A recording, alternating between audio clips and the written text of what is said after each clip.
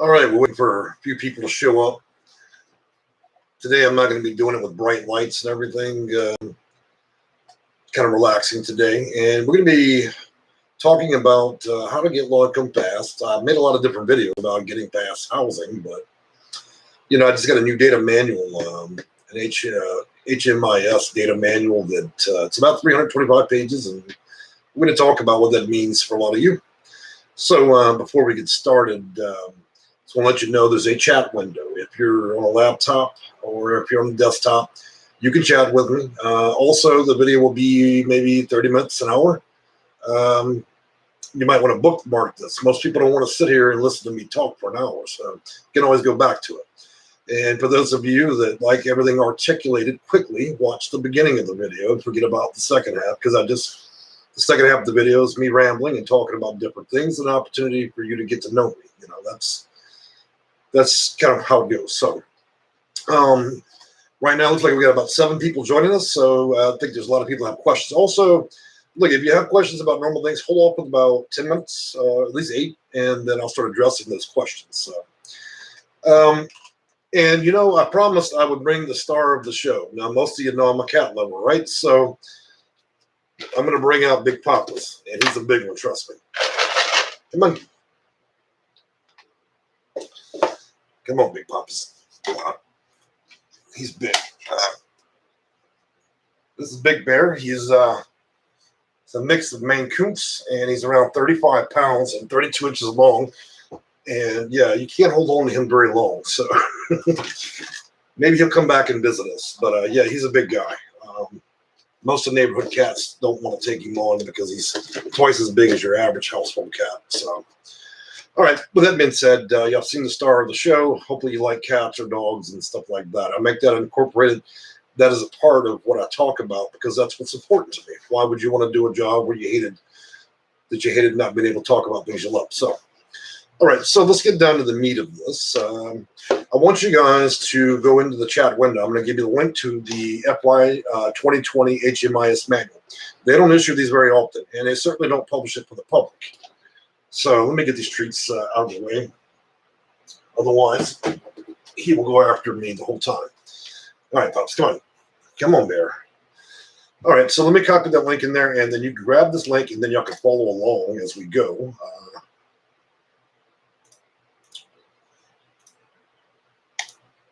Okay, apparently I'm struggling here today to get this going.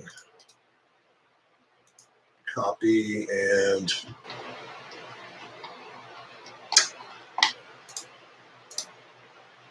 well, we're going to get it together here in a minute.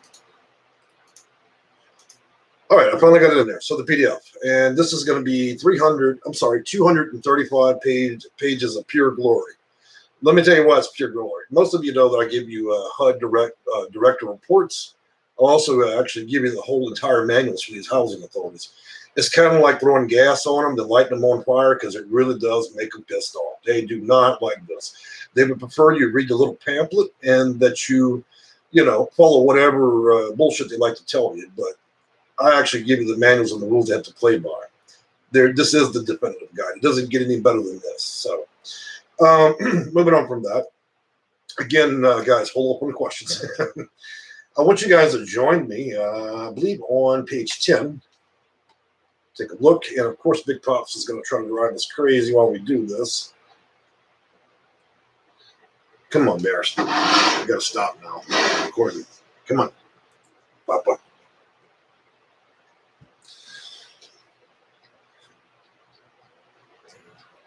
All right, so we're getting here slowly.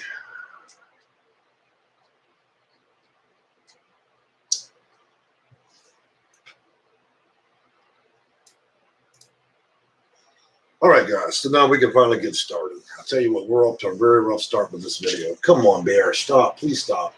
I knew I shouldn't watch you with this video. Okay, so we have HMIS data standards, and what that does is it essentially tells you the rules in which these guys have to play, how they rank you, how they put you on these lists. And beyond that, if you go down to 3.04, you'll start seeing what these special preferences actually are. So let's talk about that. They're inclusive of race, ethnicity, gender, veteran status, disabling condition, and then it goes on to prioritize you simply by the amount of cash benefits you get, whether or not you have health insurance, if you have a physical disability, developmental disability, chronic health condition, HIV or AIDS, a mental health problem, substance abuse, domestic, let's just call it domestic abuse, your current living situation, whether you're homeless or not. And then they do what they call a coordinated assessment or coordinated entry event. I preached about this plenty. So how would you like to see the whole manual? Look, you know what, guys? It's a lot like going to take your SATs when you were in school. For those of you that went to college or if you were in high school, if you went to school and you had the manual, the questions, the answers, how do you think getting housing would have gone for you? How do you think that test would have gone for you?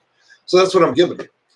Now, you guys are welcome to stop watching here. You can go watch Sally and Bob over there. They have 5 minutes of tips and tricks. And next week, they'll be talking about gardening.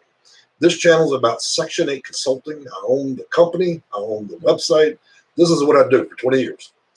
If you want real information, you can get it from me. The rest of these folks here, I don't know. Boy, he's doing a terror. He got the whole treat box open. Here.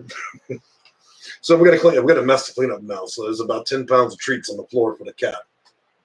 So anyways, I just want to make it very clear. This is what this is. Look, for you guys, don't go print this out and then go down to the housing authority or the continuum of care and go, oh, wait, by the way, I know you're a liar now. I can prove it. It's going to be on page 22. They'll put you out the building and ban you for life, okay? You never apprise these people that you have director's reports. You don't tell them, hey, by the way, I've got your employee operations guide and data manual. Today I'm coming in and you're going to give me the #1 spot. You don't do that, okay? Use the information to learn. This is how you take a rig system and you unrig it. You use information like this. Now, I should clarify that this is for a continuum of care, and that's for those of you that need housing immediately. This is not so much in the arena of dealing with the housing authority for Section 8 vouchers, or what they typically call is housing choice vouchers. So if you're in a situation where you're in a hurry, you want to get rapid rehousing, you want to get PSH, this is how you do it. I mean, I should tell you this manual does not include the assessment tests or SPDAT or the COC test. I have those as well, okay? Every city makes their own, so I constantly have to keep hundreds of those. But this right here is about enough to really enlighten you. It's probably 400% more than you ever imagined. So I think it's a powerful tool to have. So let me take a few questions from the screen. Julia Nielsen, the only way to port a voucher early if you don't already live in the jurisdiction, a true reasonable accommodation. Okay, so accommodation is not granted on the purpose. So first of all, the federal rules apply above and beyond all. So they typically like you to have a 12-month lease completed. Now, there are certain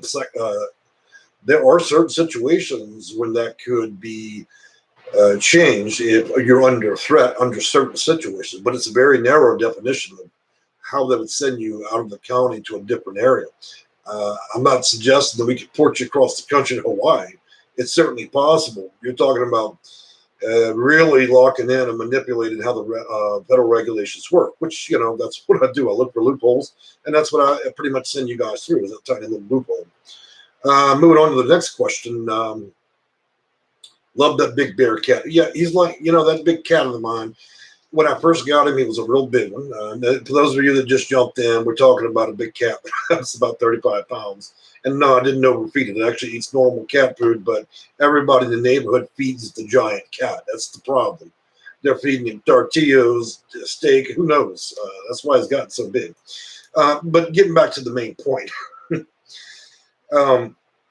For getting housing fast, the best way to solve the problem is, one, have the manual, have the tests, make sure you're giving the right answers. Isn't that very simple?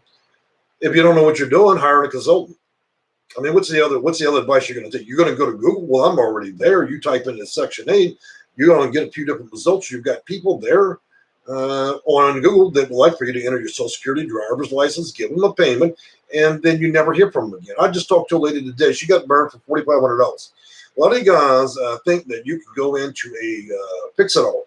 It's a website you click on. These people are probably sitting somewhere in the woods of China. and they're stealing all your money.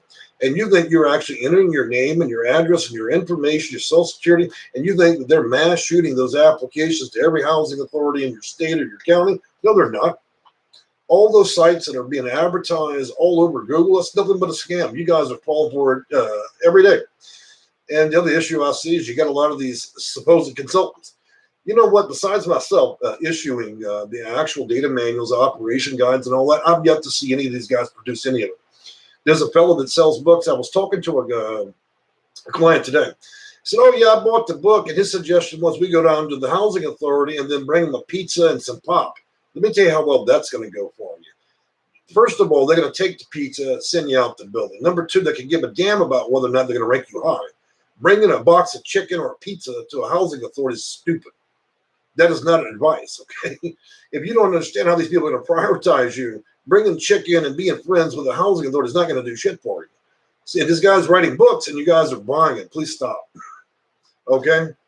So, but I mean, I'm just being real. I mean, you know, look, if you cannot produce the actual housing authority manuals, you can't produce the algorithm, you can't produce the data, then how would you expect your clients to actually get a voucher? So that's my point, if you're going to be successful with this. So getting back to how to get it passed, you know, with COC housing, if you have the applicable problems, for the link that I put in the description there, and you're following that, if you meet the preferences, then they would grant that type of housing within 35 days. You get the voucher, you go find a landlord, and that's the end of the scenario. Now, of course, that sounds wonderful, doesn't it? Yeah, so I'm confident that you guys can get the vouchers. That's not an issue. Unless you live in somewhere like Los Angeles County, maybe you're out in Bronx, Queens, Long Island, or out there in Florida. Florida's pretty bad right now. There's too many people. You know, Florida's becoming another California. So, you know, don't take that personal, but that's what it is when it comes to housing. So, look, you have to have the answers to this stuff. You guys are filling out these applications with sympathy stories and hoping that your answers are going to be good enough. The reality of it is, if a list is 10,000 people and you're not giving any of the things that would cue the algorithm that determines where you're going to rank on that list, then you get to the back of the list, and then every 50 new people every day that apply push your name even further down. Look, so you're spinning your wheels. And you know what? I've talked to a lot of people. You're calling the housing authority, and you're applying that way, okay? You're on the phone. There's plenty of cases where the employees are just listening. They're not actually entering anything. So you sit there for a whole year thinking, you know, it's going to work, it's going to work. No, it's not. They never took down any information. There's many ways the housing authority fucks this up, okay? They also do audits on the list, which means, hey, when they call on a Tuesday in the middle of the night and you don't answer, guess what? You just got audited off the list. A lot of you guys applied 30 years ago. You haven't updated the application for any preferences for disability or any other issues, so they never consider you ever again. You're just another name on a long list. It's like toilet paper, and you're at the bottom of that roll. So I'm just being very upfront about that.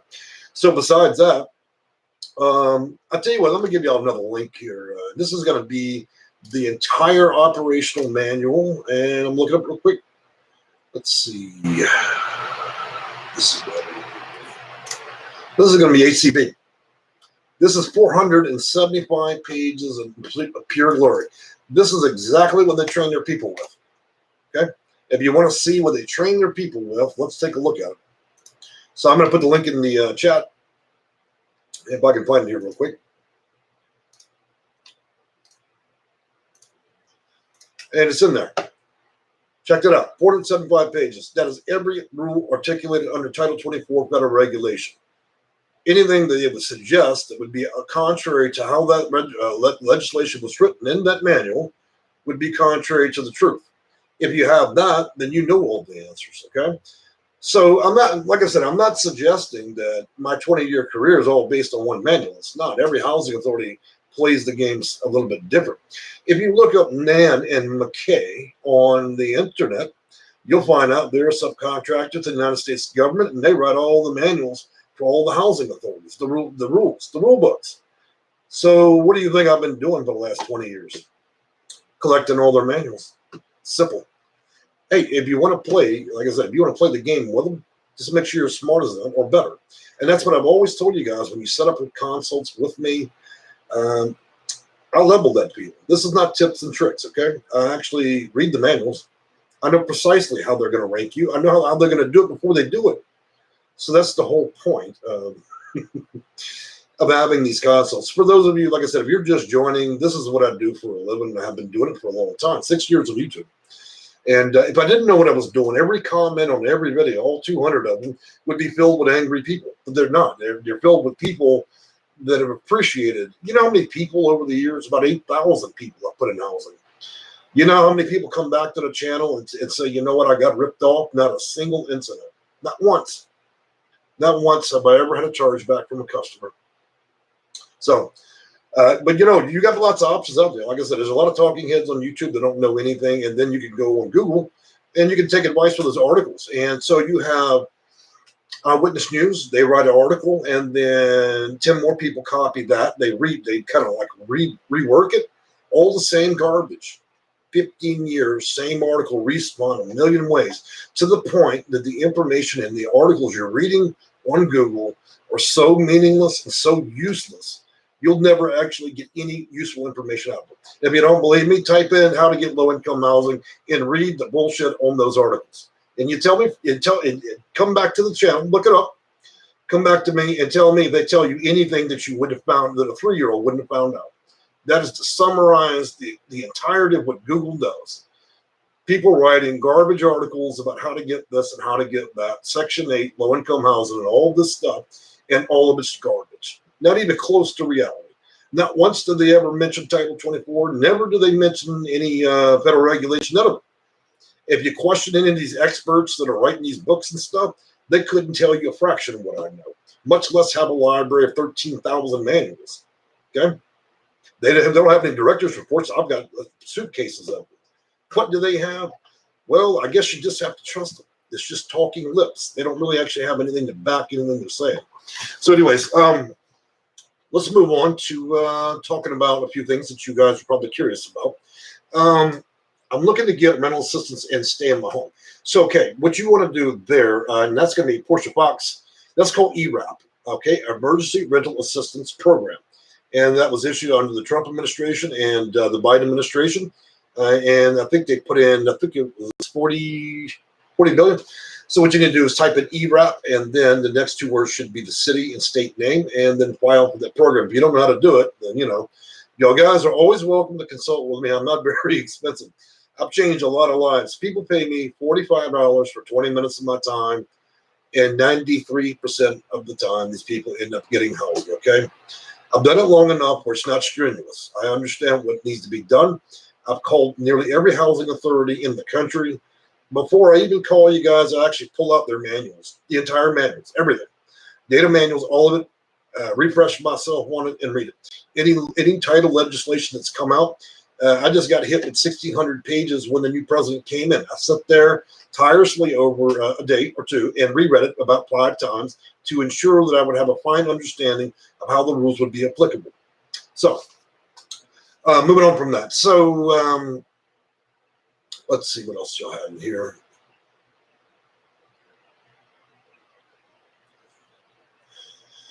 I'm sitting with a little girl and my parents, so I get into it. So if you're living in the car, you're defined as the definition. That's the definition of homelessness. So, and then, so Las Vegas has got a lot of problems right now. One of them is going to be, the big problem in Vegas right now is going to be funding. Number 2, they have a bizarre way of doing things. If you guys want to go into Google, okay, for those of you that have an extra computer, extra phone, what you want to look up is continuum of care, all right? And what you're going to have to take to pass, and if you want to get through and not do the homeless game, then you take an SPDAT or SPDAT test. You're going to want 2.0 on that. And so you can arrive with both the questions and the answers before you even get there. It just comes down to morally, are you willing to lie? That's it, you know. How are they going to verify that stuff? Let's take a look here. Kevin Winters, Mr. J, Boulder, Colorado. Boulder, Colorado application process opens June 29th and 30th. I'm 63 on disability. Need help getting low-income housing. Okay. Well, you got several different things going for you. Okay. I see, first of all, you're over 62, so you get a senior's preference. Number 2, you live in an area where it should not be difficult. Look, Boulder, Colorado is not the It's not a metropolis of people, okay? So if you're not actually in the actual metro area, that area, probably have a waiting list of around 400 people. And then by the time I actually rework your application, you probably have a stunning jump across that list. Trust me on that deal. I've corrected a lot of applications that sent people like a streak of lightning. I call it life-changing because I tell people, if you don't understand what needs to go in that application, if you don't know how to answer those things, I definitely know the right set of answers that will definitely give you a lot of juice in this application. So, why not, Landry? You know what? It's been a long time. Why not? I'm glad to see you. By the way, guys, most of you that have joined the channel, a lot of the people that have been part of my channel for years, these are not paid actors. These are people that have been on my channel for years. They enjoyed coming by and seeing. I have a lot of counselors, a lot of attorneys, a lot of therapists, even people that just started their first day working at homeless shelters, and they're planning on being counselors. Look, for a lot of you guys don't realize this, but on average, 3 times a week, I get nonprofits that are supposed to be helping the homeless. Where do you think they dump their caseload?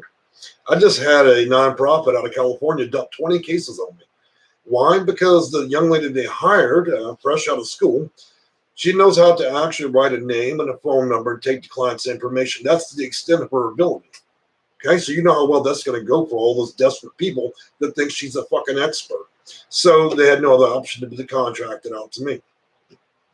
Sad, but it's a reality. You guys are depending on these people going. They're great at counseling. I mean, if you feel sad, they'll give you a happy pill or maybe make you feel better. But as far as letting a therapist or counselor be in charge of your housing case, that'd be like your mechanic building your house. It's the stupidest thing you could possibly do.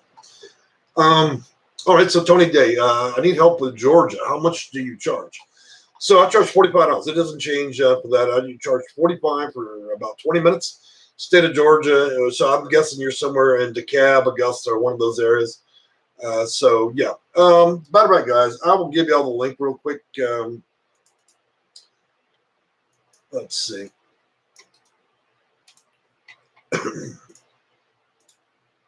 So I'll just put this in to my booking software. And of course, pinned at the very top of that chat channel, you can see my web address. I rank #1 on Google. Section 8 consultant. I rank #1 for Section 8 consulting, ING. So obviously, if Google finds that even my website has enough content to rank #1 on Google for anything Section 8, then I think I know what I'm doing. Jerry Clements, I'm in Medford, Oregon. Oh, that's a beautiful place. I used to live out in Seattle. My husband's 59. I'm disabled. I'm 56. I'm looking for work. What steps should we take next? Have the app with the housing authority already. All right. So my question, Jerry, is have you already filed your application? Because my concern is whether or not you're given some of the best answers you could be with that. Number 2, there's about 60 different questions you'd want to address, including income. And I think right now there's 9 preferences and then 31 factors of consideration for you. Getting a lot of those right could really send you to much higher on the list. Let's put it that way. So on next steps, what should you be doing? Well, to be frank with you, if you don't know what you're doing, you're asking me that, you should either be reading a lot from a good source of information or hiring a consultant because it's a lot easier to get the right information the first time. Look, guys, when you fill out an application, you get it wrong, they're not going to let you drive back down to the housing authority and then keep changing the answers till you get the desired outcome. What they do is once you give those ridiculous answers on your application and they put your ass at the bottom, what's going to happen is they're going to hold you to those answers for 1 physical year. All right?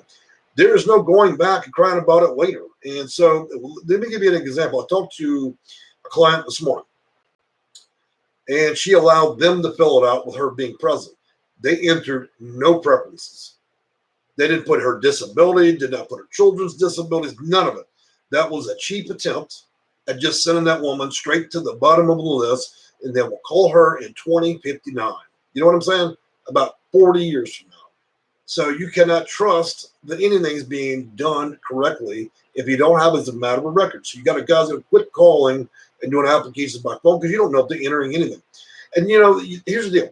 Type in housing authority lawsuit. You'll see 633 housing authorities have been sued. If you don't think these people don't do shit like that, look on Google. Okay, I don't need to invent stories. Not after 20 years of doing this. I don't need to invent. George, is there anything?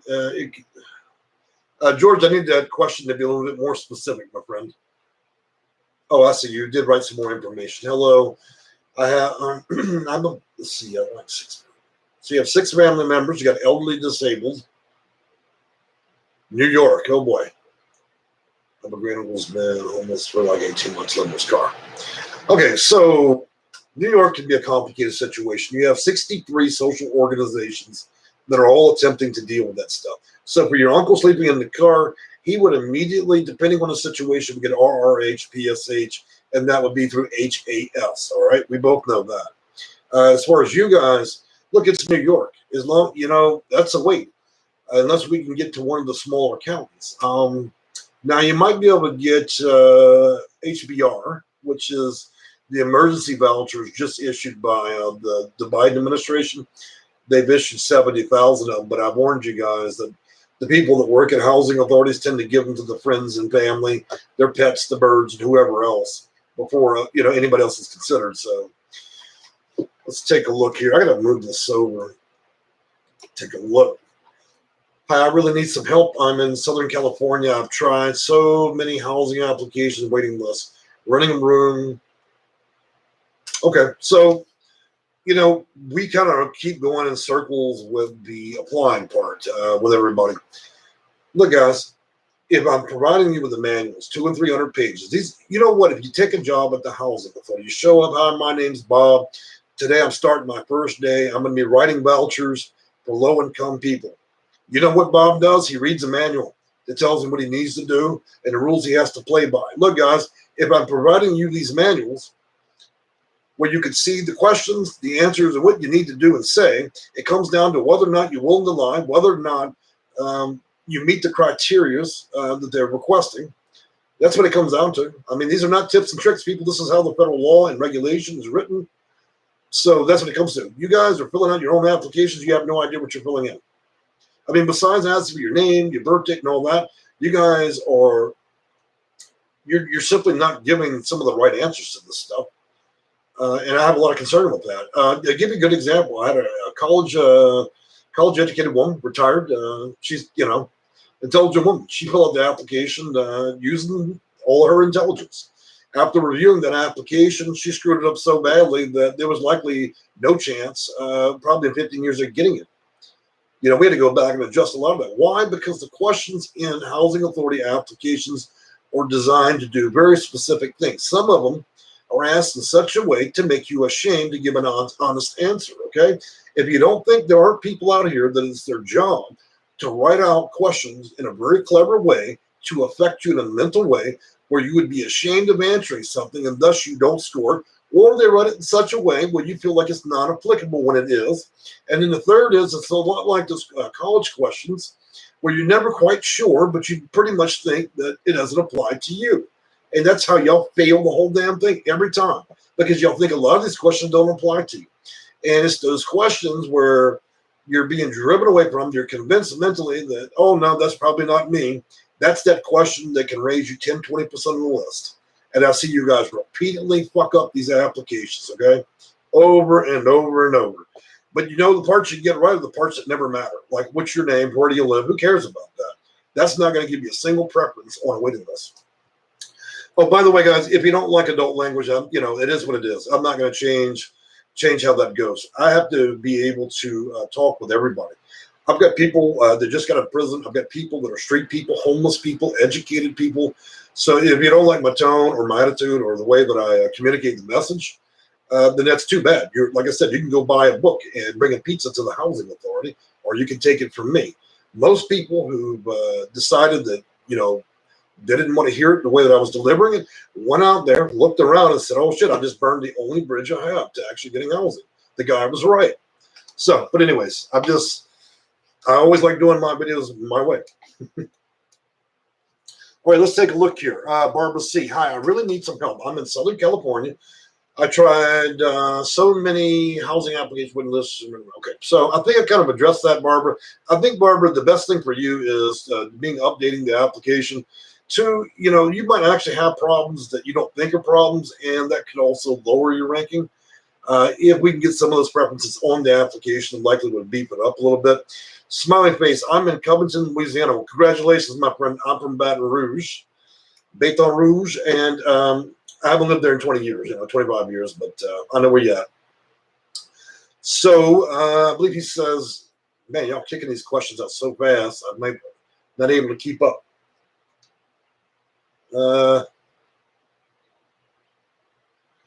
It's already gone. I was trying to answer that one question. Where's it at?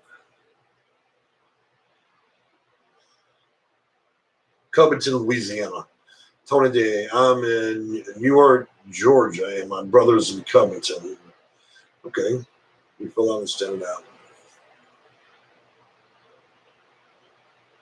I'm trying to catch up here. I'm going to have to slow down this chat because I can't keep track when it's zipping along.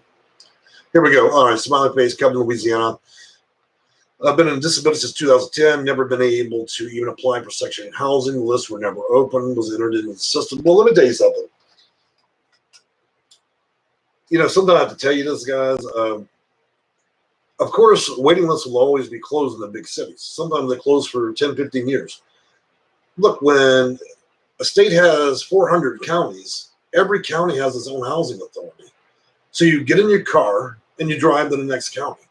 Some of my clients, you know what I do? It's like a game of bingo. We'll apply in every county in the state. I'm not joking. So we have 400 to 1 odds. And you know what happens? Within a couple of months, bingo, somebody calls.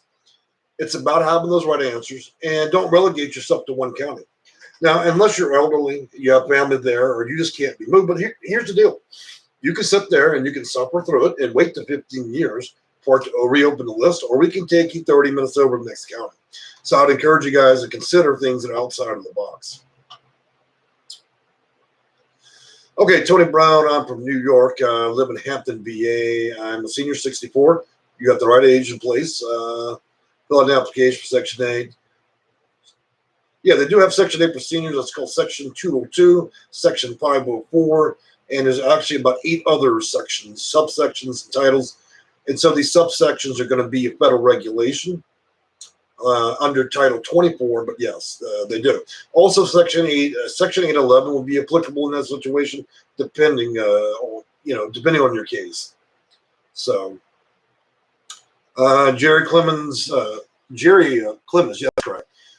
Are there alternative programs to Section 8 that we can apply for? Absolutely. There are 138 federal programs out there. These are funding levels. So a voucher is a voucher.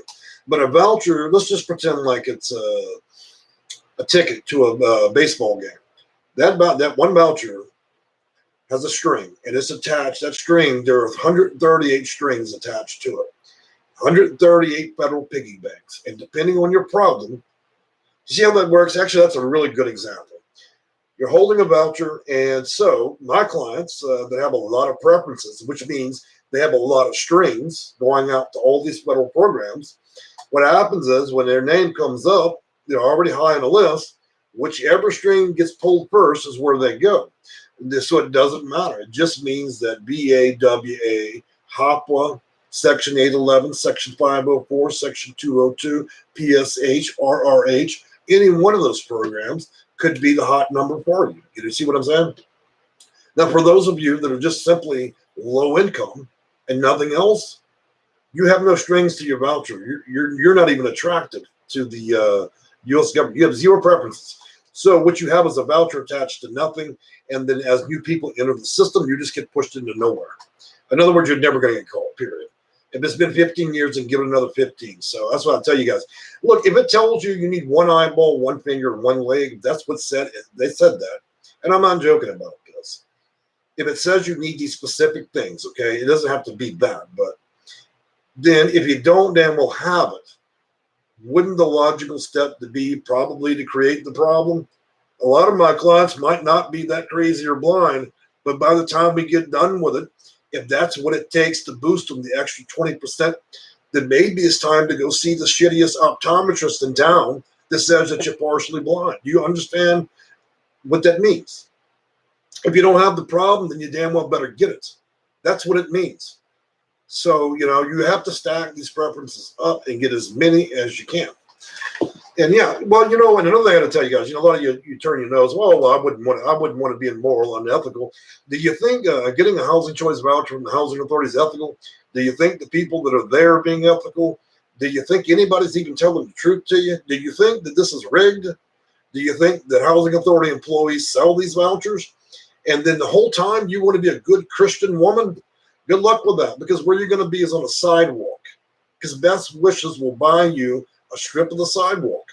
So my advice to you is take the advice that I'm giving you. If you don't have the preferences in place, see which ones you can get. If you don't know how to do these things, then get someone to consult with you. I didn't sit around 20 years to read all these manuals, so I wouldn't know. That's how I'm able to give you quick answers. That's how I know the programs when you ask me. I don't have to think about these things. I don't have to pause the video and go look it up. So anyways, let's move on. I love the language. Yeah, I know a lot of my class like the dirty language. I tend to be a little bit verbal, but it's something. It's at least a little bit entertaining. What else do we do for an hour in the video besides talk about housing? You have to spice it up a little bit. You know what? If all I did was wear a suit and tie, I would only appeal to people that wanted a professional on a video. So I have to appeal to all audiences. Do you think that when I get on the phone, I get all kinds of people, man? Gangsters, bank robbers, Christian people, honest people. I mean, so it's like you have to have multiple personalities just to communicate on the phone all day long. So it's interesting. So anyways, yeah, I would advise doing a replay. There's lots in there. I've included over 700 pages worth of manuals, 2 federal manuals, pretty much the keys of the kingdom. You read these manuals, they tell you exactly what to do. So let's see. Yeah, if anybody says that you disagree with, that you believe that the housing authority is a building filled with Christians, that everything is honest, that you have an even chance, and that you're going to get that voucher, you're going to swing by like it's McDonald's and pick up a voucher, please. The next stop for you is the nut house, because it doesn't work that way, okay? If you believe that the people at the housing authority are not giving vouchers to their friends and family, then you're really out of touch with reality, and it's time for an evaluation, okay? Everybody knows this. If you don't know that, then you're really deluded. Does your counseling session provide help with filling out the application? Actually, yeah, that's exactly what I do. What I do, after I give y'all the entire manual with all the questions and answers, then as you're doing that, then I tell you guys, don't fill out the whole thing, don't submit it, videotape it, record it, screenshot it, whatever you need to do. I'll correct all those answers. Isn't that the whole point of all of this, is that I review those answers and make sure you have them. Then it becomes my responsibility. Either I can do what I say I can do, or I can't. So if you're sending me screenshots of all your answers, I'll pick it up the phone. Hey, man, look, you've got question 8-1, 4C, 3D. Those are wrong. It needs to be this. Then that is what it is. I know exactly what answers need to go into. So that's what I do. I correct answers. That's part of it. But yeah, that's exactly what I do. It's illegal for me to fill out your application for you. There's nothing illegal about me taking a look at your application, making suggestions and changes, okay? It's just like any good government program. I'm sure that you know that all the people that make the laws are good Christian folks, and that they only wrote those laws because they wanted to share and everybody have it even for everybody. That's why we have Democrats and Republicans, because we're a good God-fearing company. Don't delude yourself. These laws were written. Everything about Section 8 and the Housing Authority and letting politicians write this stuff is the exact reason we're in the fucking mess we're in right now. Because everybody wants what they want. Screw the other part. You know what I'm saying? Don't worry about the other people. Don't worry about the low class, the middle class. So that's what I'm telling you guys. You have to do what you have to do. Otherwise, you're going to live on a sidewalk for something ridiculous. So, yeah. Let's take a look here. Hannah, thank you. You have motivated me to speak up today. I finally got my Section 8 voucher. Congratulations. You know what? I always... it gives me a lot of honor, a lot of pleasure seeing somebody get a voucher. It tells me you've worked hard, that you have really sought to get out the answers. And this is not luck. When somebody gets a voucher, it's not luck. It means that somebody really did put the effort into that. So I can always appreciate somebody is able to achieve that. Jenna Davis, I think you're great. I respect your power, learning much and listening to you. Thank you, Jenna. I appreciate that.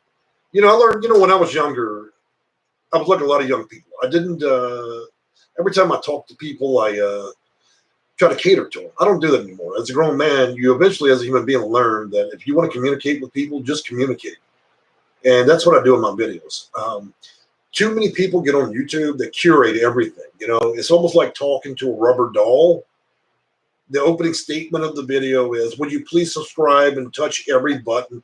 Please click subscribe and all this other garbage. Who cares about that? And then they go on to look like a Barbie doll talking. I can't do it. These are serious issues. I'm giving consulting for people that are on their last leg with things. This is a serious issue, getting housing.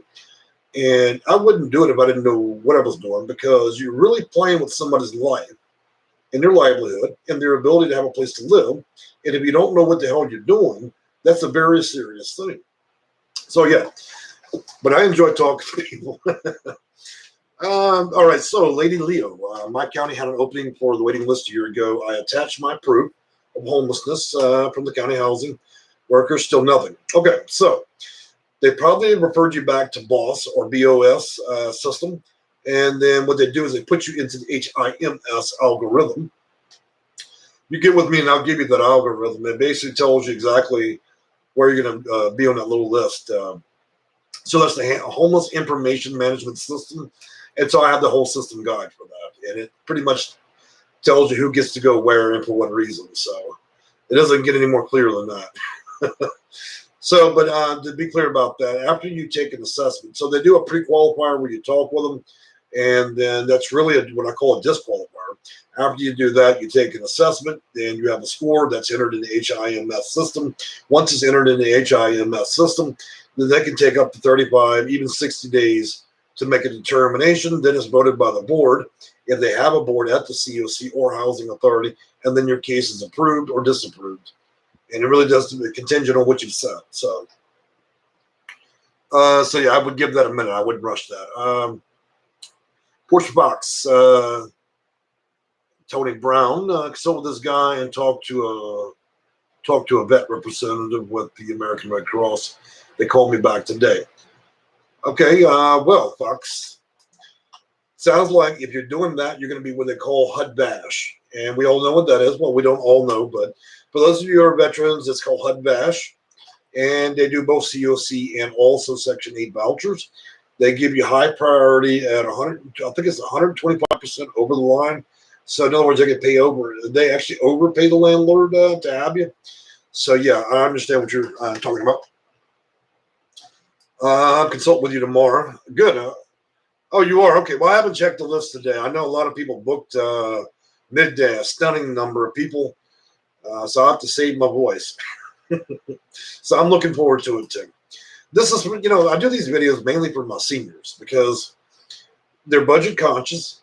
They need proof. They need social proof that that they can see that I do truly understand federal regulation and what HUD does, and that I actually have the operational manuals and that the information that I'm giving. This is why I do these videos at night. It's not for you young folks. I have a lot of seniors do request that, especially 55 and older. 55 to 65, you guys tend to, I think you guys have been burned too much by telemarketers, so y'all get worried whether or not the advice is sound. So I don't mind.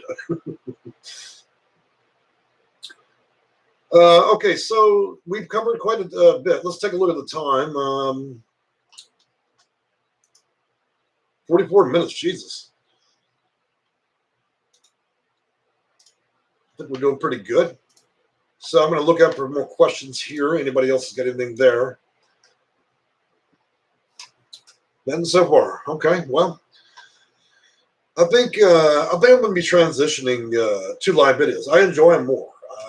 Sadly, it'll never get the kind of attention I probably would with a regular, but I enjoy just naturally talking to people, because when you have to do a 10-minute video, it's so much choreography. To me, it's so robotic, and then trying to cover each topic with the algorithm, and it's annoying. You really just can't have any personality with a pre-recorded video.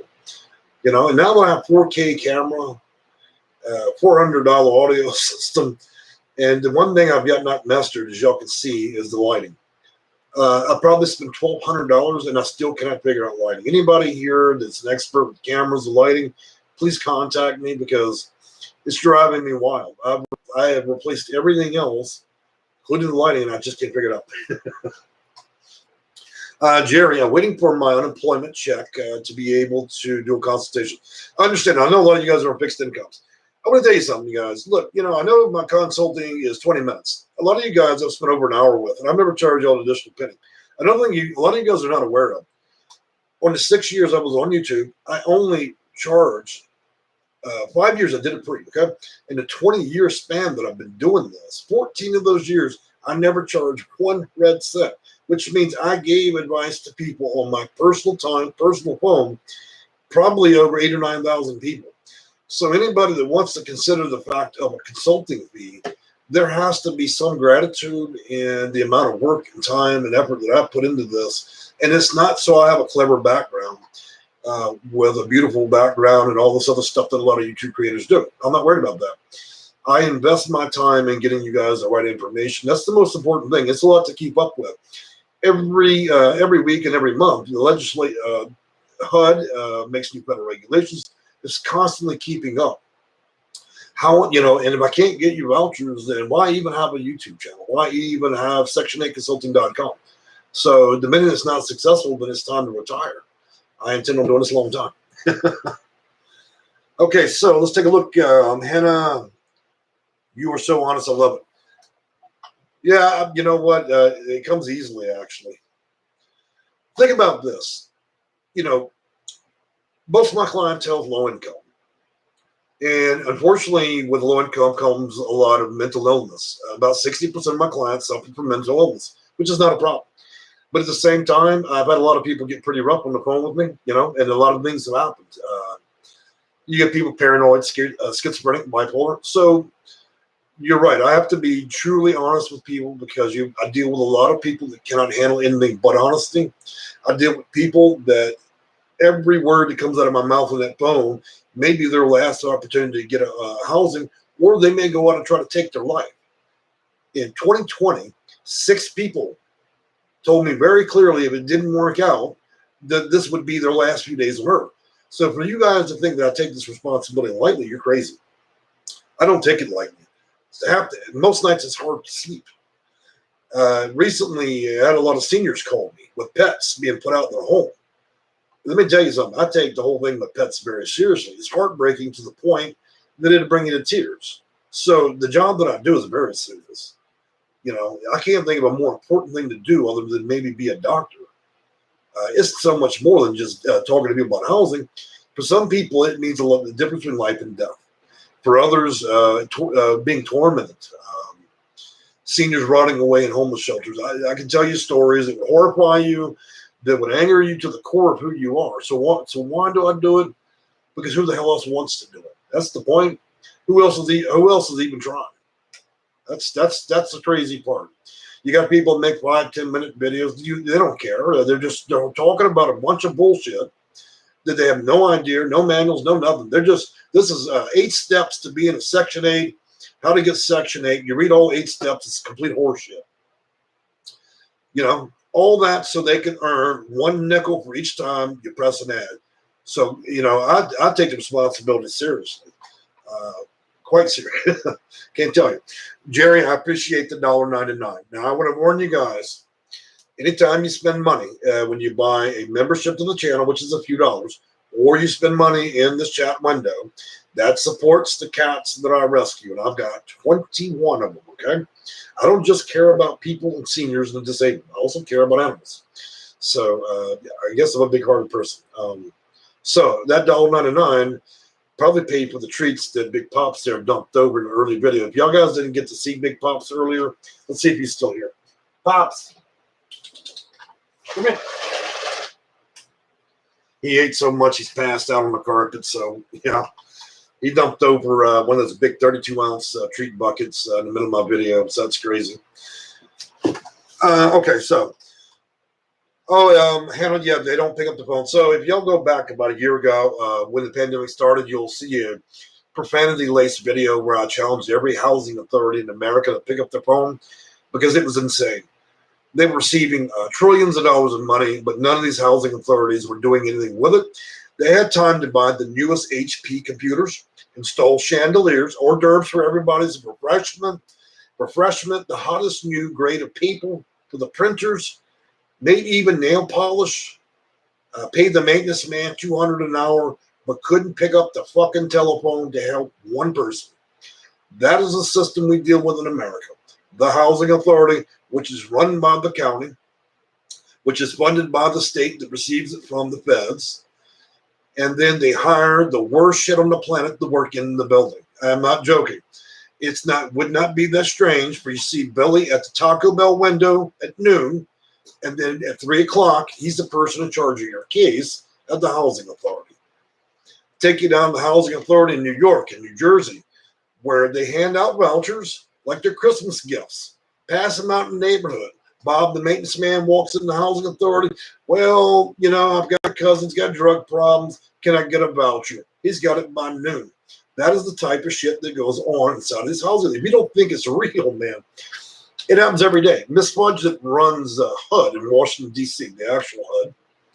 You know how many of these housing authorities she sued? Because they run like the Wild West. Discrimination against seniors, old African Americans. I mean, just flat out, Jim Crow discrimination. So then I tell you guys, if you want to level a playing field, if you want to play that game, then you better damn well play it better than the people that created it. That's what I'm going to tell you. If you think that the church is running this, the Church of Christ is running that organization, everybody's going to be honest, you're crazy. It's not going to happen, okay? And the sooner you guys come to reality that you're going to have to compete with this like a contest, the sooner we're going to get you. The sooner we're going to get you a voucher. That's the thing. I get straight to the point. I don't have time. That's why it takes me 20 minutes to articulate exactly how these answers need to go, how we get them on there. I'm able to rebuff any attempts by the housing authority to disqualify you. And anytime they try to disqualify you on the premise of having the wrong preferences, I can rebalance that. We'll take it up to HUD, and then we'll definitely appeal that, and we'll win it, okay?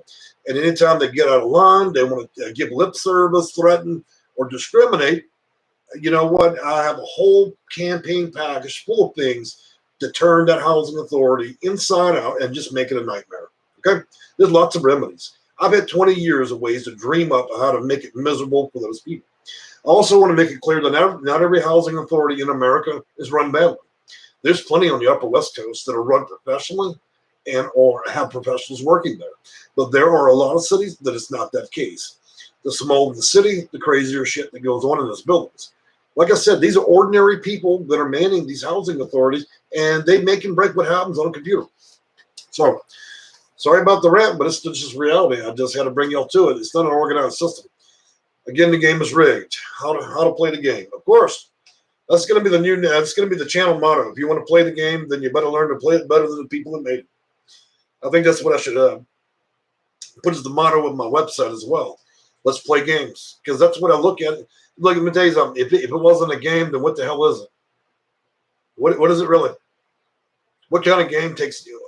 Do you not think it's a game when you wait 15 years? Does that not seem like a hustle to you? It's definitely a hustle. So yeah, I know a good hustle when I see it. That's all right. Maybe I'll become a 20-year hustler doing this. I don't know how to just read the regulations. I know how to burn the people making them. That's the whole thing, I had a lady, senior. They put her in an apartment. Sheetrock was barely on the wall, toilet water running everywhere, carpets rotten. Just treated the woman like trash. Well, I went on a 2-week campaign against those people, including videos, housing advocacy. I made that landlord's life a living hell. I called about, 16 different county offices for inspections. I made it so bad for those people that they had no other choice. Their thought process was simply this: if we don't give this woman a new place to live, then this whole thing is going to collapse on us. Not only did I did that, but then I re-engineered it, and then I sent out press releases to 16 different news organizations right in that town. I was out for blood. You know what I'm saying? I was out for blood with those people, and I got what I wanted. because it was easier to give my client what they needed and get rid of me than to sit there and try to compete with me. Because let me tell you something. It's just like this. Every time we had a plot in a course, I would match it. Just like, you know what I'm saying? They would plot to do one thing, then I would match that course. And they saw real quickly, not only could I compete with them at their level, but I could outdo them. And then that's when shit got serious. They realized, okay, this isn't worth dealing with this guy or this client. Just give her the fucking voucher, let her be on her way. Okay? So I'm not your average Joe when it comes to this. Not only that, but I can recite most of these manuals and the subtitles for the actual federal regulation. So you won't actually trip me up on the phone. I get on the phone with the housing authority, talk with them. I can go toe-to-toe with them. The difference between me and them is they got to pause, think, look it up on their computer. I can sit there and dictate to them and make them feel about an inch tall because they don't know what I know. Most of them haven't dusted off their manuals in a while because they don't care about the job. So it is what it is. Anyways, back to that tear and that rant again. So much like New York housing. New York housing is an old rig system, man. That's generational handing down vouchers. But I got good news for you guys out in Jersey and New York. For those of you that are caught in the system and if you've been passing down these vouchers to your aunt, to your sister, your sister's children, they're going to be doing a new system through HUD, and it's going to connect it all. That means there'll be about, 40, 30, maybe 40,000 people around the nation going to prison because they'll be able to connect all these names.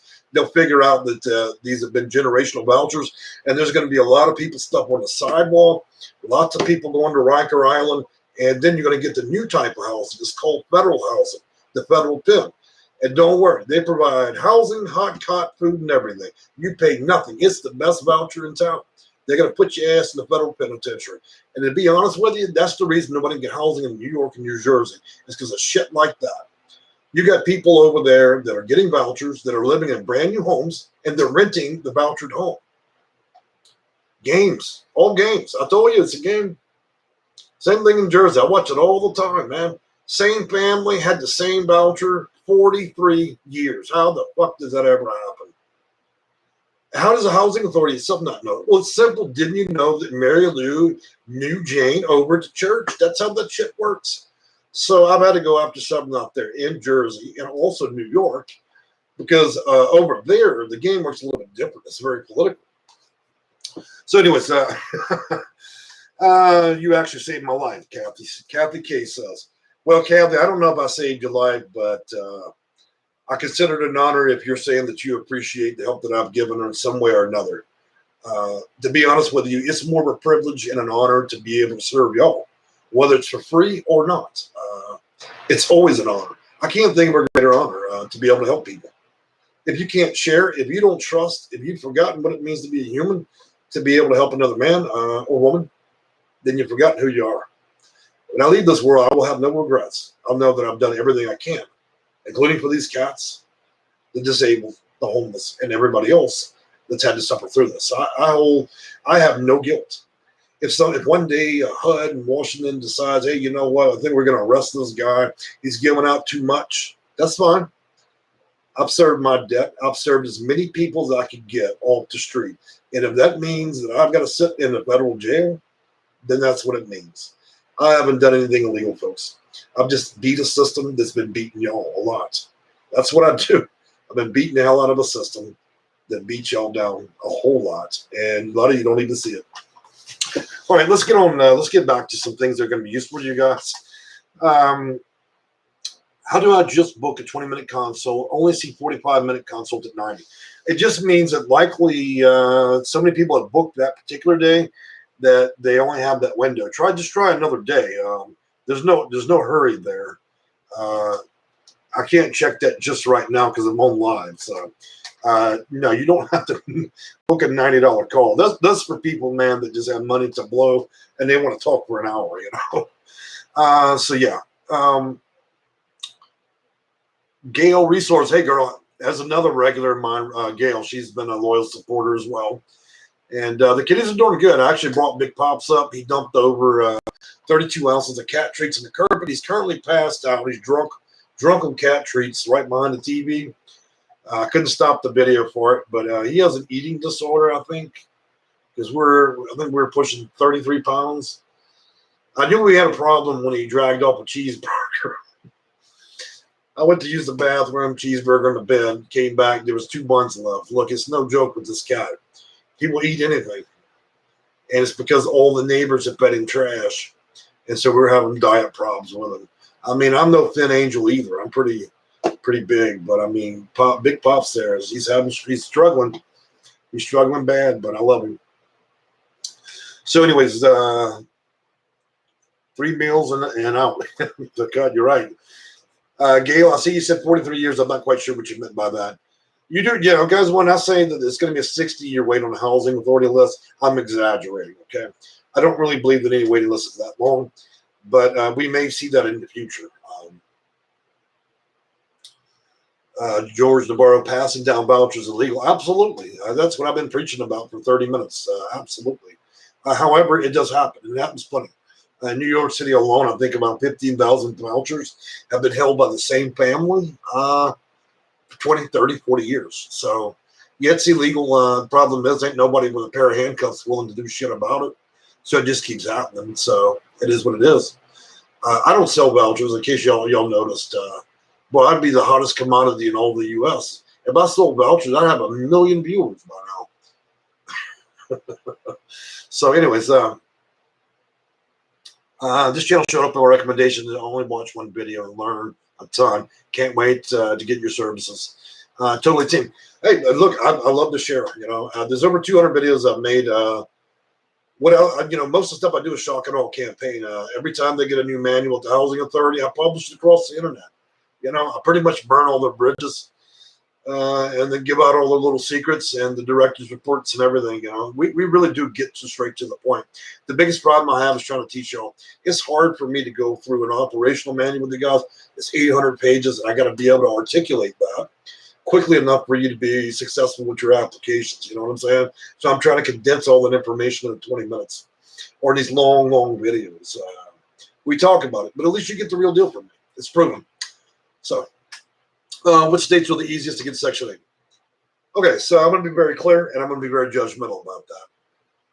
The easiest states is going to be Texas, and in Texas, Austin, Houston, Dallas, Fort Worth, El Paso, and then skip Arizona, skip California altogether. Upper West Coast, Washington, Oregon. Then I want you to cross all the Midwest is good. I don't see any problems there. Now the Upper East Coast, that's a mixed bag of tricks. If you're not in New York and New Jersey, it does slightly get easier the farther out you get. Exception to the rule is going to be Detroit, DC. I've also skipped Florida. Old people have been driving to Florida so long, that state, and I've been warning you guys about this. Everybody's talking shit about Florida and its population not being able to handle it. Florida is quickly reaching that point, okay? And so in another 20 years, Florida's going to be another California. And then another 20 after that, Texas is going to be the same thing. Too many people. So, yeah, the housing's bad over there in Florida in most areas. So I wouldn't advise it. Also, stay away from Louisiana, Mississippi, Alabama. You don't want to do the dirty South, okay? I'm from it, Louisiana. We talk about poor, we talk about dirt poor. And unfortunately, there are some people that still believe in Jim Crow and craziness down there. Now, I come from Louisiana, we Cajuns and Creoles and all that. But look, you don't want to live around racists and crazies, okay? I'm not saying everybody in those states are like that, but I grew up around it, and I just know it's not a good situation for your children, okay? Just commenting New York scammers. Well, there's plenty of that. Just had a lady ripped off for $4,500. He was pretty clever, too. He actually threw up a website for $1.99, bought a domain name, threw up a quick website, changed everything around, convinced the woman that he was a landlord, and then had her come and pay what was supposed to be his office, which was a 3-story building, mirrored building. So very convincing. He accepted her cash. He walked through the front of the building, walked out the back with it, and got in his car and left. This woman didn't even know what hit her, you know. Look, guys, if somebody's going to rent to you, they better damn well have a credit card machine there, okay? They better be able to identify who the hell they are. You guys are renting places. Let me tell you something. My camera phone will be out. I need to see First of all, I'll be snapping photos. I want to see the back of the license plate, the front of the license plate. You got an ID? Let's see the ID. You know, you guys are falling for terrible tricks out there. New York's pretty bad about it, but it's bad all around the country. My county, Baldwin County, is closed. They say that they are not reopening, no more vouchers, and I'm on disability and fixing to have to move. Can't do this abuse anymore. Well, that's okay. The housing, that's not okay. Okay, so that's to be clear about that. But what I'm going to tell you is this: the housing authority is the only place that has vouchers. You can apply for COC housing. COC housing will grant you a voucher as well. Okay. Number two, that's only for that county. We can explore every county surrounding there if you're prepared to move. Look, if you're already be put out on the street and you've got nowhere to go, then the last argument I should ever get from you is let's take a look at all the counties. There's going to be an answer. There will be a solution. It's only when you guys become determined to stay in one spot that you completely convolute what I'm trying to do for you. Oh, well, I'm not going to leave this zip code. Well, good luck to you, because you just told me I don't want your advice. So I'm just warning you guys. You have to do what it takes. You may not like it. You may have to live 2 counties over. You might have to survive a year's lease. But look, if you move 2 counties over and we complete your 12-month lease, I will port you right back into whatever miserable county you came from, and then you can finish whatever you're doing. But I'm just telling you guys, sometimes we'll have to move you around like dominoes. Let me tell you, you know, if you're in a state and you know there's 137 different counties, I do a federal public request, and then I demand from them to give me their waiting list. Then I do second round on that, and I find out exactly how many seniors, how many disabled. So I understand the preferences. Now I know how many people on the list, and then from that I'm able to mathematically deduce how long it takes for you to give that voucher. You do that 137 times. You know what the result is? I'm going to find a county or the housing authority that basically has nobody on the list. Did that for a lady in California. She got her voucher in 6 days. Okay, that's the kind of work I do. It's a game of bingo, and if you really know how to play this game, if you know how to get through the process efficiently, you can find vulnerable housing authorities that don't know what they're doing, have a short list, and if you have compelling answers, you already know what happens. Okay, you go to the top of the list. What about the VA? Well, the VA, so we're talking about veterans and VASH.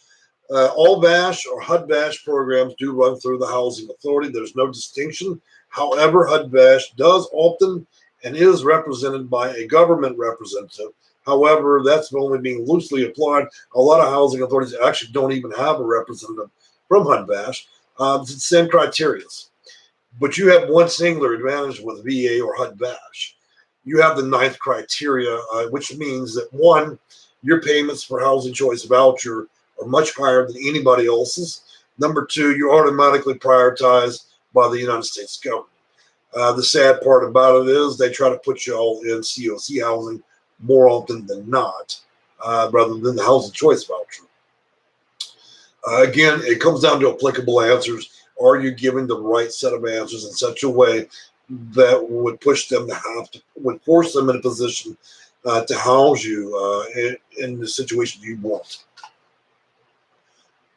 Sorry, it would be.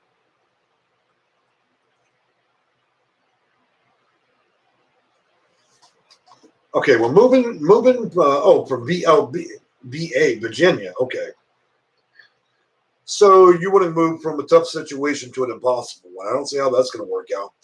If you're moving to LA and to New York, I don't see how that's going to work out, because right now, over half the people, my clients, are from New York, and a lot of them can't find housing.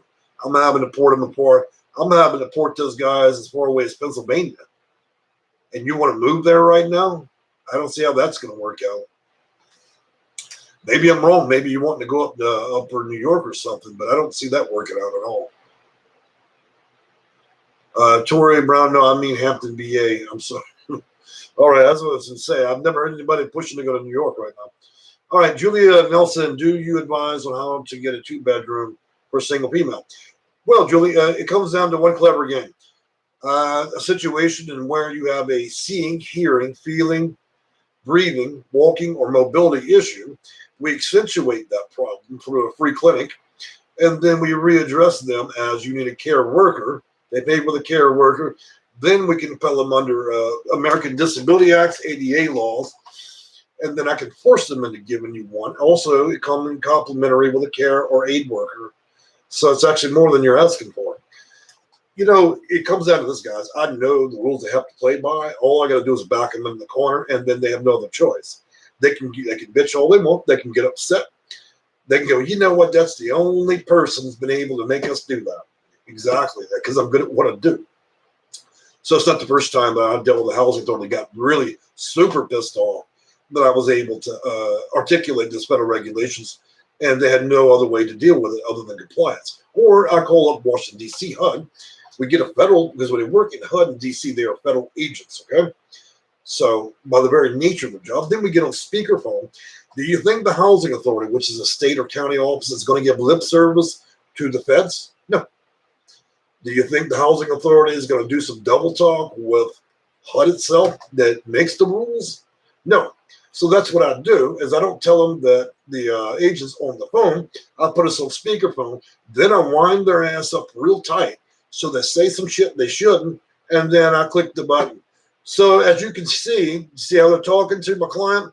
They just said it right now. We're trash and not going to help us. So, and that's how I do it. There's lots of ways to set the housing authority basically on fire and make them do whatever you want to do within the reason of law. Okay, so there's lots of clever ways to burn these people and make them issue you a voucher. You know, don't think they wouldn't do the same to you. So, but anyways, I probably should have said all that stuff. Okay, but it just goes to show you that it gives you a lot of time over 20 years to think about different ways to compel these people to cooperate. And the ending goal is we wouldn't have to do any of this stuff if they simply followed the fucking manual, the policies that were created. None of this stuff would have to happen. I wouldn't exist. The channel wouldn't be here. We would all just go and get the voucher like normal human beings. But instead, we've got to play games. We've got to manipulate the law. We've got to work through loopholes. We've got to threaten the housing authority, which threatened you. We've got to deal with discrimination. We've got people with an IQ of 3 that are working in the phones at the housing authority, harassing people, and landlords that are acting like this is the Wild West. My job really is cut out for me. Trust me. Moving on. Totally Treen, what state like Nevada or smaller housing authorities that offer vouchers? Totally Treen, I got to tell you, that's not something I'm going to just kick out. Because first of all, that would require a magnificent memory of understanding all 5,300 counties in the country, and I'm not that good yet, okay?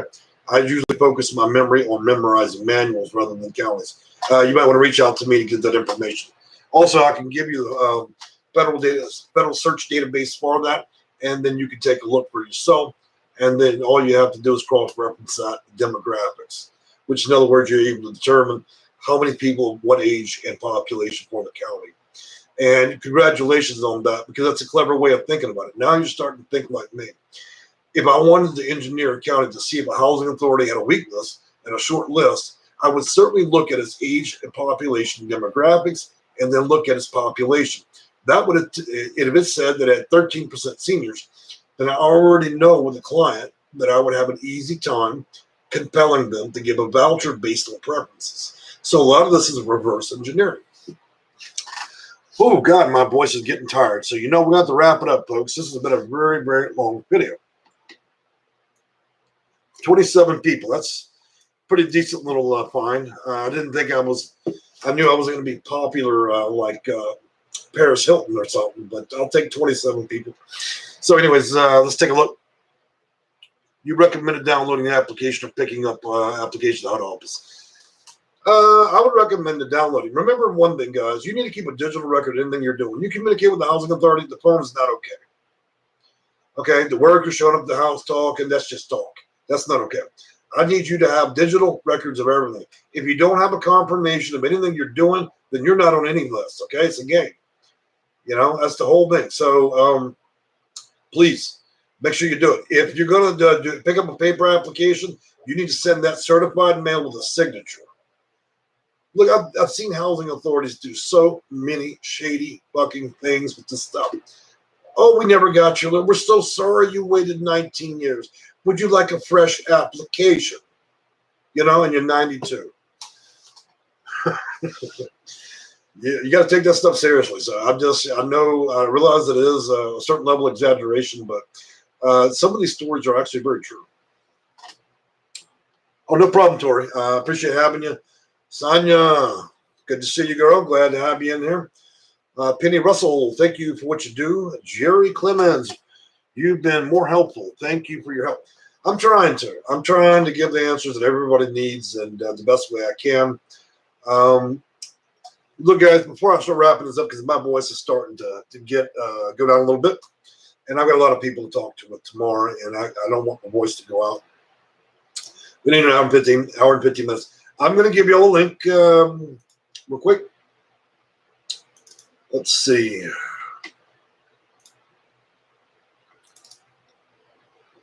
Oh, gosh, where's it at? This is a link to help you guys, okay?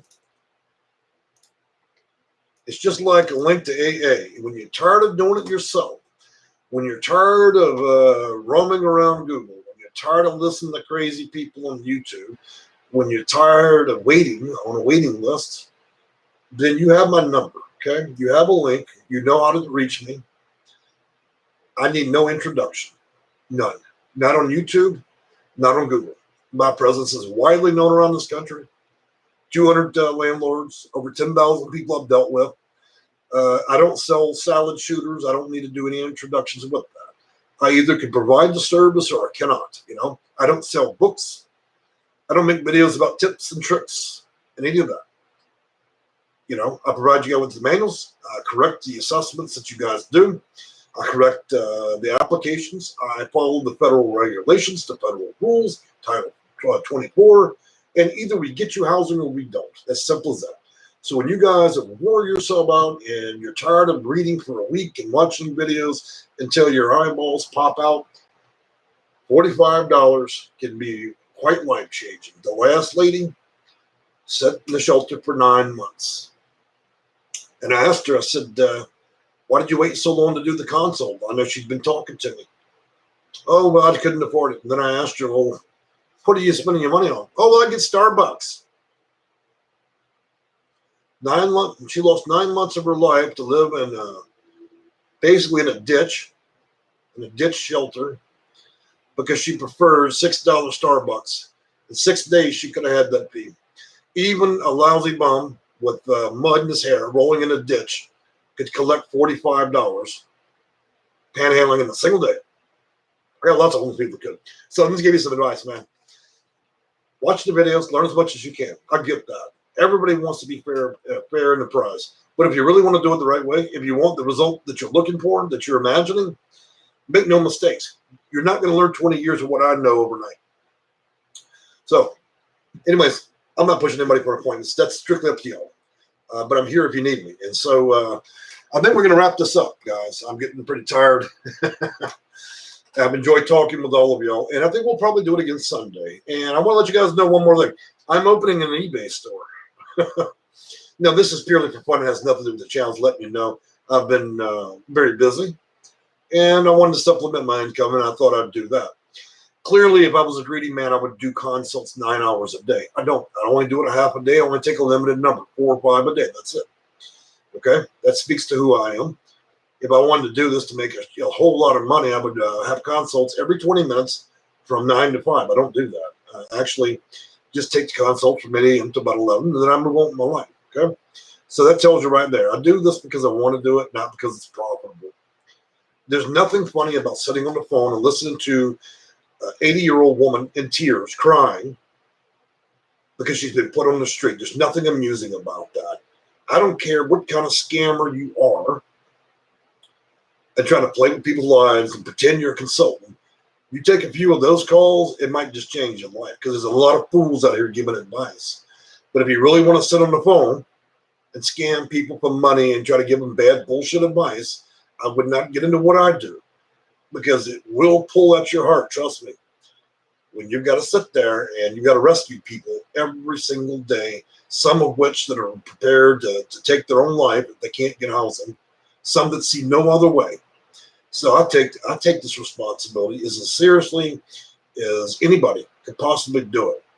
And $45 It's not even really, really not about that. Most of that's probably been spent on vet bills for cats because I save humans, which help me save cats. And I think it all works together in a very glorious way. So look, guys, I've enjoyed talking with y'all. I know it's been a long rant, but I think it's only fair that you get to know me. And new people every day come to the channel. And I think it's fair, and I think it's fair and square to see me as the man that I am and hear everything that I have to say and not just have a curated video. So you know that I can articulate exactly what you need, and I can also speak to anybody in any way, which makes it useful. So take a look. There doesn't seem to be any other messages, so I'm going to wish you all a good night. And Big Pop says hello too. He's like I said, passed out on the carpet. I got to go shake him and bring him to life. And then next, I think our next video, I'm going to bring Blue Eyes in. She's my Siamese mix. She's a gorgeous cat, lovable as she can be, lots of personality, and she's a fighter. She does not let the boys take advantage of her. I've seen her fight Big Pops, and she's not joking. So I can admire a woman like that. All right, y'all have a good night.